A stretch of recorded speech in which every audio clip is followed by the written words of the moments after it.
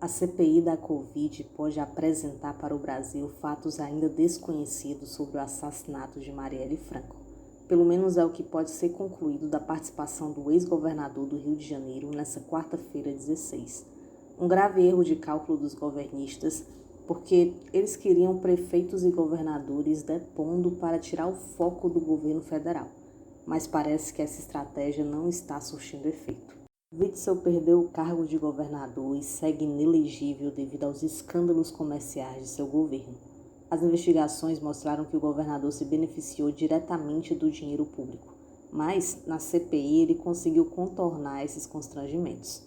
Disse ser vítima de um complô, já que, como não agiu para impedir a polícia do Rio de Janeiro de investigar o crime contra Marielle, Bolsonaro e seus aliados se articularam para tirá-lo do poder. E a partir daquele momento, do caso Marielle, é que eu particularmente percebi que o governo federal e o próprio presidente começou a me retaliar.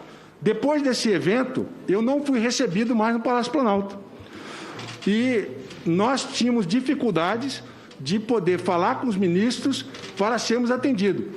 Eu encontrei o ministro Guedes no avião e fui falar com ele, ele virou a cara e saiu correndo. Não posso falar com você. Então, esse não é um comportamento republicano. Quando você tem um governador de estado em que tem que falar com os ministros para poder levar recursos para o seu estado, você tem retaliação e depois sobreveio as investigações da forma como elas foram feitas, né, eu fico claramente, eu posso dizer que claramente eu fiquei numa situação de vulnerabilidade. A partir daí ele já não era mais bem-vindo no Palácio do Planalto. Houve pelo menos uma exceção.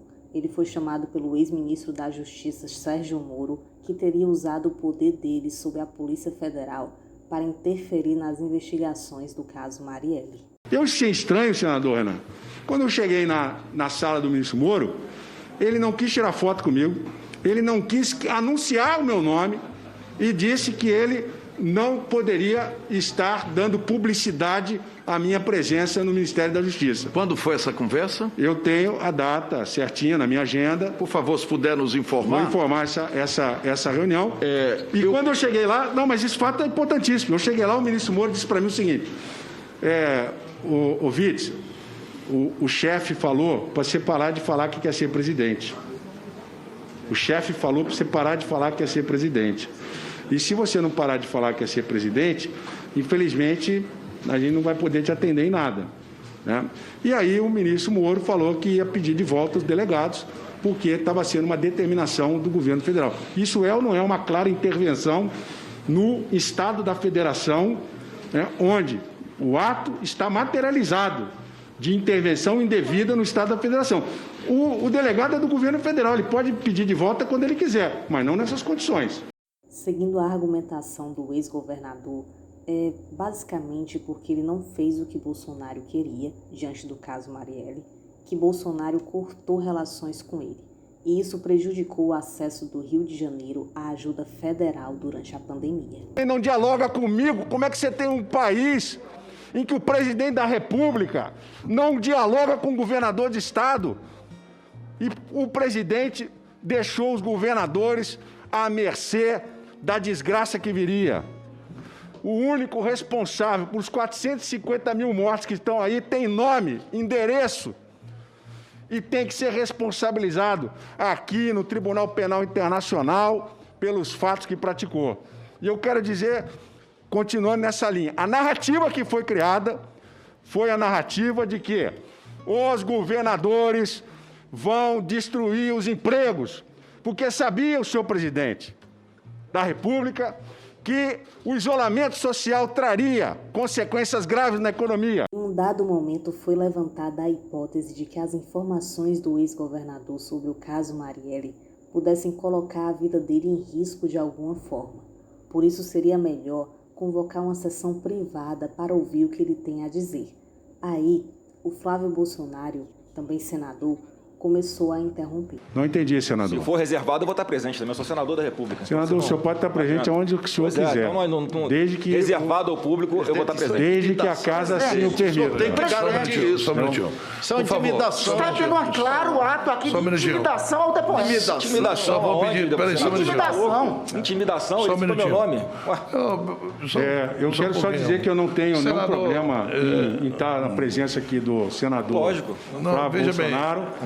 Eu conheço ele desde garoto que conheço aí desde a sua família, a sua mãe, a Rogéria Bolsonaro. Conheço a sua família, conheço seu pai de longa data. E a minha questão aqui não é pessoal. Minha questão é institucional em defesa da democracia. Que lindo discurso. Se o senhor fosse um pouquinho mais educado e menos mimado, o senhor teria respeito pelo que eu estou falando. O senhor me respeita, senador. Experiência não tem a ver com idade. O senhor me respeita. Só um minutinho. O senhor me O senhor respeita. aprendeu. O senhor me respeita. Senhor presidente. Senhor presidente, chame a CPI, você sabe. Você não, e Só me você, respeita. olha, só um minutinho. Quando começou a CPI, eu tinha mais cabelo, já perdi bastante, por favor, eu não quero perder o resto. Ninguém é criança aqui, por favor. Eu acho que o respeito mútuo nós todos merecemos, independente de questões políticas, de pensamento sobre uma pessoa ou outra. Eu já indeferi o pedido, o governador Whitson já disse que não tem problema nenhum da presença de ninguém. Então, por que nós estamos debatendo a mesma coisa? Só uma coisa. Não, ele falou da presença do senador. Mas o senador nem está em questionamento. Sim, Você desculpa, não. Você me desculpa, mas o senador não está em questionamento. Nenhum senador será questionado. O senhor precisa garantir a palavra às pessoas que estão fazendo as perguntas. Há um clima intimidatório, claro, e precisamos ouvir ao depoente se ele se sente à vontade para prosseguir dessa forma ou não. Senador, pode ficar tranquilo que eu não sou porteiro. Não vai me intimidar, não.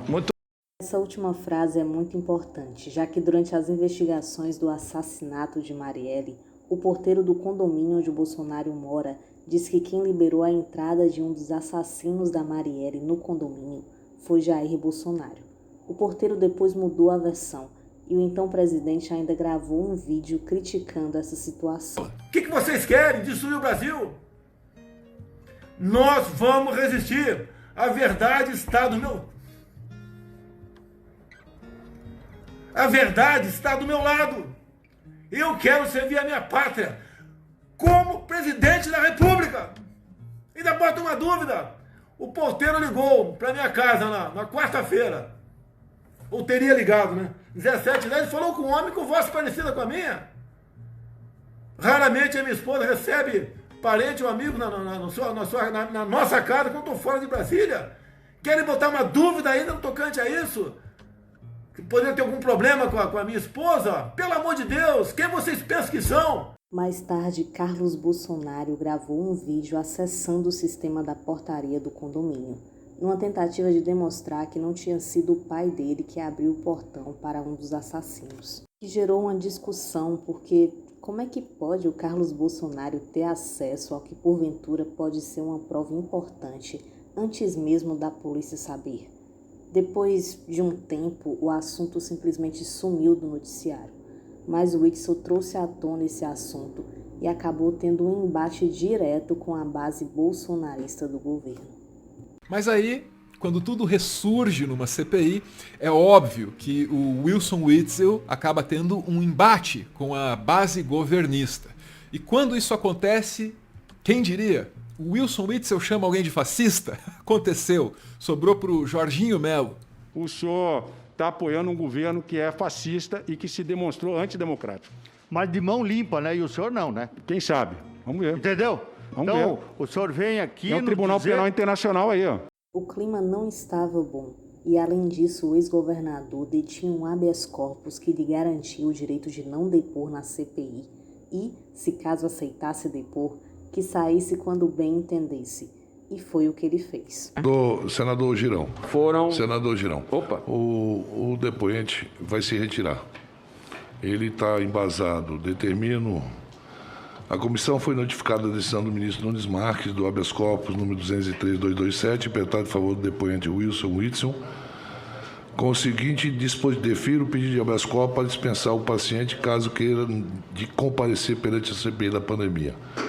e, em caso de opção, pelo comparecimento, garantir o direito a silêncio, a não me comprometo de falar a verdade em razão de condição de investigar e não de testemunha. E ele acabou de me comunicar que quer se retirar da sessão e a gente não pode fazer absolutamente nada. Agradeço a oportunidade, senhor presidente, agradeço as perguntas e tenho certeza que muito temos a contribuir futuramente. Muito obrigado.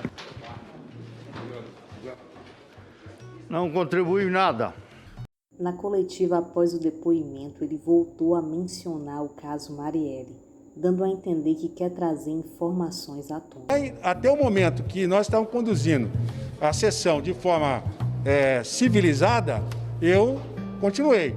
A partir do momento que ela se tornou uma sessão de xingamentos, como tem acontecido nas redes sociais, eu entendi, os advogados também entenderam dessa forma, que seria o melhor encerrar, porque tudo que tinha que ser falado já foi falado. Dali para frente, as afirmações ofensivas são desnecessárias. E é evidente que toda a perseguição comigo começa com o caso Marielle. Eu me comprometi a dar independência à polícia. Dar independência à polícia é aceitar aquilo que vai ser conduzido dali para frente. O Procurador-Geral de Justiça do Rio de Janeiro foi escolhido conforme indicação do próprio Ministério Público. Eu não escolhi procurador fora de lista, eu não indiquei um secretário de polícia que fosse capacho meu, e sim independente. Então, por essas e outras razões, é que eu entendo que algumas questões precisam ser tratadas de forma reservada, nesse momento. As insinuações que o ex-governador fez são fortes. Logo saberemos se o que ele tem a dizer é sério ou é apenas uma distração.